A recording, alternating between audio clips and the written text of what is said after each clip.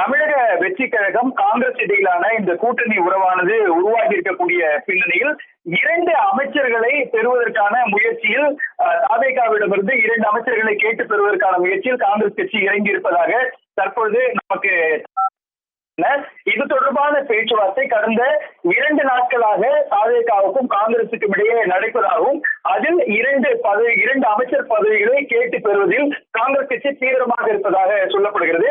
ஏற்கனவே நமக்கு கிடைத்த தகவலின் அடிப்படையில் ஒரு பெண் அமைச்சர் உருவாகுவதற்கான வாய்ப்பானது ஏற்பட்டிருப்பதாக சொல்லப்படுகிறது. அதாவது காங்கிரஸ் கட்சியின் சார்பாக 2 அமைச்சரவை பதவிகள் வேண்டும் என்று கோரிக்கை முன்வைக்கப்பட்டதாகவும், ஆனால் தாவேகா சார்பாக ஒரு அமைச்சர் பொறுப்பை கொடுப்போம் என்ற ஒரு வாக்குறுதியை உத்தரவாதமாக பேச்சு வழக்கு சொல்லியிருப்பதாக காங்கிரஸ் கட்சியினுடைய மூத்த நிர்வாகிகள் மட்டத்தில் இருந்து நமக்கு தகவலானது கிடைக்கிறது.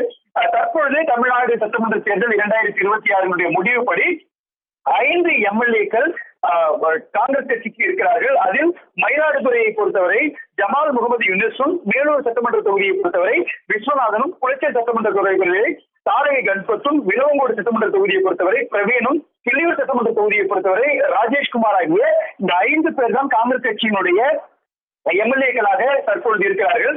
இதில் 2 பேர் அமைச்சரவையில் சேர்ப்பதற்கான முயற்சியில் காங்கிரஸ் கட்சி காய்களை நகர்த்துகிறது.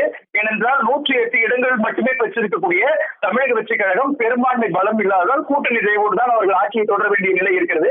இதனால் அவர்கள் கூட்டணி ஆட்சியில் அதிகாரத்தில் பங்கு என்கிற ஒரு கருத்தை தாவேகா சொல்லி இருக்கக்கூடிய பின்னணியில் 2 அமைச்சரவை இடங்களை பெறுவதற்கான முயற்சியில் காங்கிரஸ் கட்சி காய் நகர்த்தி இருக்கிறது. இந்த 5 எம்எல்ஏக்களில் 2 பேர், குறிப்பாக வேலூர் சட்டமன்ற தொகுதியினுடைய காங்கிரஸ் கட்சியினுடைய எம்எல்ஏவாக இருக்கக்கூடிய விஸ்வநாதன் மற்றும் குளச்சல் சட்டமன்ற தொகுதியுடைய தாரகை கண்பத் ஆகிய இருவருக்கு அமைச்சரவையில் இடம் வேண்டும் என்கிற ஒரு கருத்தானது முன்வைக்கப்பட்டிருப்பதாக சொல்லப்படுகிறது.